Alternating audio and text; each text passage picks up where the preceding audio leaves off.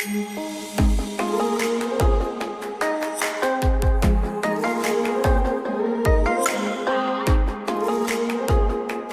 everybody and welcome back. If you're new here, you're going to want to pause this video and go back about 2 videos to start from the beginning, since this is a series and it only makes sense to watch it in order. Today we're going to talk about the 3rd step in a reseller's accountability, and that's focus. One thing that I learned very fast with reselling was to find my focus.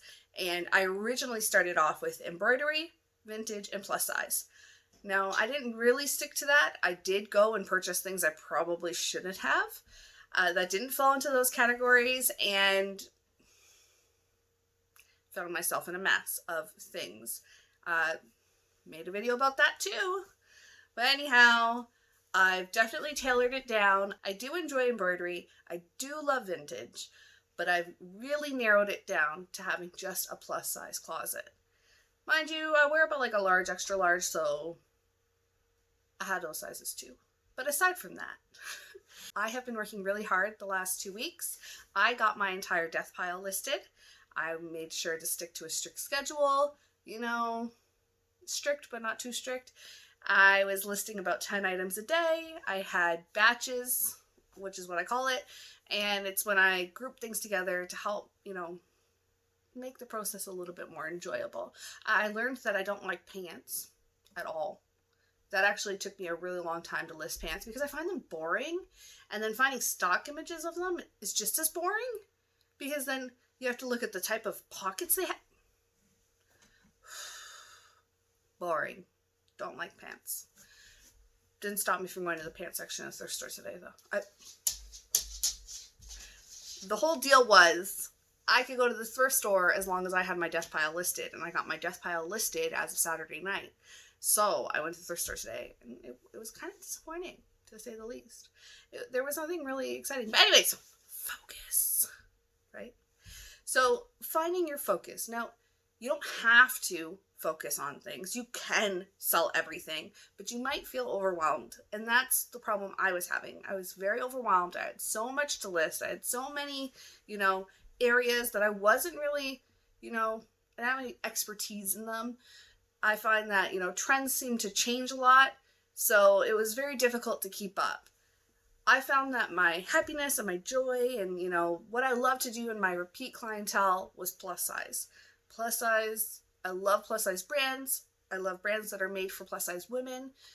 And I just think that they're well made and they're made for the normal average woman. I feel like regular stores, they fail women a lot. They make us feel really insecure. A lot of women are focused on the size on the back of their shirt and aren't so concerned about how they feel and like comfort wise. So that's why I'm really passionate about a plus size closet. It's not that I'm like, I don't sell to skinny people. Like, it's not like that. It's more so availability. I feel like there is available clothing options for women who are in smaller sizes just about anywhere. And plus size women don't get that same options. They don't get that same availability. So I am trying to put that availability out there and really focus on plus size. Find something that just drives you. Something that I really like. Let me tell you, when I had the tour drop, I had that stuff photographed and listed in one night. I was motivated. But when I had to list some other stuff, like the smaller brands, I was dragging my feet. I was not passionate about it. Vintage for me, also, I love vintage. I love the look of it. I love that there's a history behind it. I love that these pieces, even though they're 20, 30 years old, you think are dated, they're very much in, especially right now. I just find it very hard to style. I find it very difficult to find information on it because there are no stock photos. There are no, little descriptions to take from the internet. So it does slow me down quite a lot. So although I love vintage, now I'm going to be a lot more choosy about it. I'm definitely going to try to find some plus size vintage because I find that's very, very difficult to find. Even if it's like a plus size, like if, say a size 14 vintage is really not a size 14. It's like a 10, which is not plus size. So finding true plus size vintage is very difficult. The whole reason for me saying that you need a focus, not to focus, you need a focus, is because you don't want to overwhelm yourself. You don't want to overwhelm what you're doing. You want to continue to stay passionate about the items that you're picking up. I've got several friends who have focuses in their closets, whether it's athletic wear, because that is something that they know about, stuff that they're passionate about.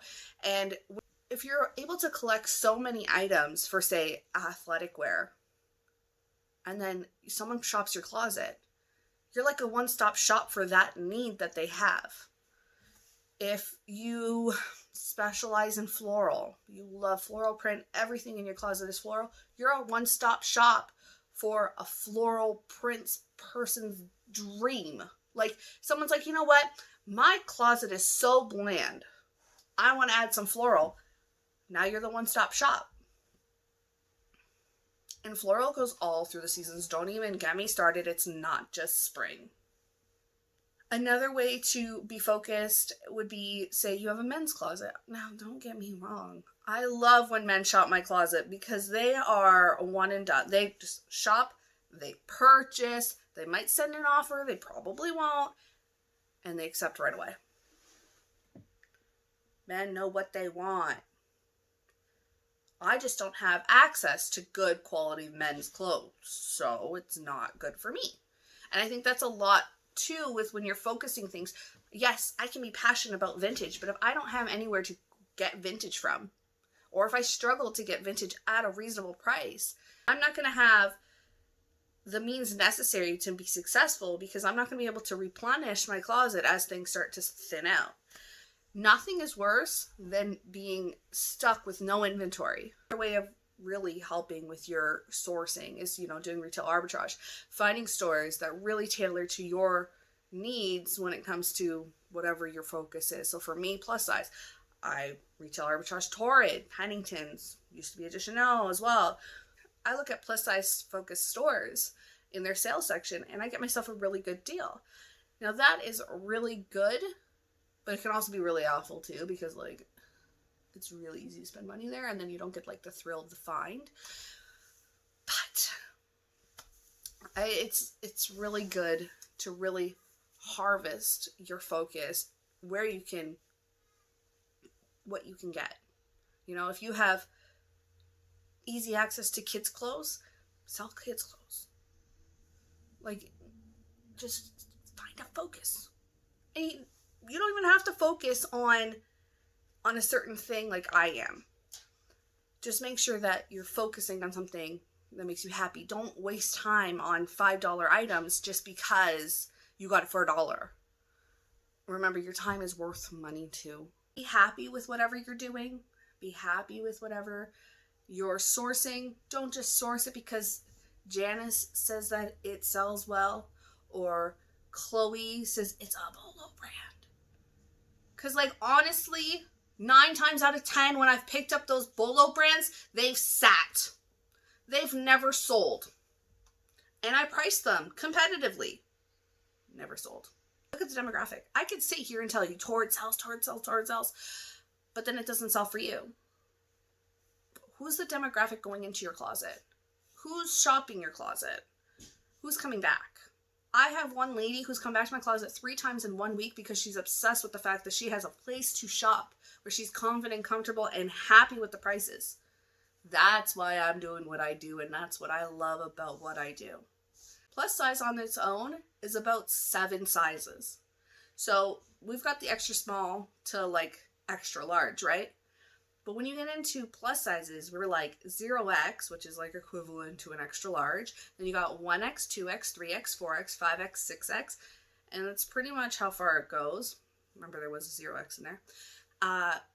Actually, on Poshmark, it only goes up to 5X. Even though I'm focused on plus size, I still have to have an array of sizes. I still have to do that. So for me, it wasn't feasible to have the 5 sizes that they carry in pretty much any store from like extra small to extra large, and then to continue to carry the 7 other sizes available. So that's why I'm absolutely obsessed with my plus size closet. I'm absolutely obsessed with just what I'm doing, how confident women are in the clothes that they wear. And like I've said many times before, plus size brands that make plus size clothing make plus size women feel and look amazing. And that's what I am trying to put out in the world, and that's what I'm trying to do. So today I'm wearing some brands that offer plus sizes. They are the everyday plain Jane brands that offer sizes and plus sizes. So this blouse here is by ModCloth. This is actually just an extra large, but I absolutely love that they go into 4X, maybe 5X. And I carry their brands. They're a US brand, I believe. And then this corset is by Misguided, and it's a UK brand. And this is a size 14. Really love that. You know what? Just because you're bigger than what they put out in social media and how they, tune themselves, doesn't mean you're not allowed to look good, feel sexy, and flaunt what you have. So you want to figure out what you're passionate about. You want to research what you're passionate about. You want to source out what you're passionate about. And you want to focus your closet. Focus your time, focus your energy. And I promise you that stuff is going to make work feel like fun. You're going to be happy with the work that you have to do because you enjoy the pieces you picked up. You love the experience that you're giving your customers. And you want to photograph it because you like the items you picked up. Duh. So to recap, because there's only one more video left. One more video. So reseller accountability, you need to be organized. Get yourself organized. Put your stuff in bins. Label it. Get it done. 2, create a schedule. Whether it's a daily schedule, an hourly schedule, whatever you want to do. Weekly schedule. Make a feasible schedule. And 3, maintain a focus. Find your focus and then maintain it. And stay focused.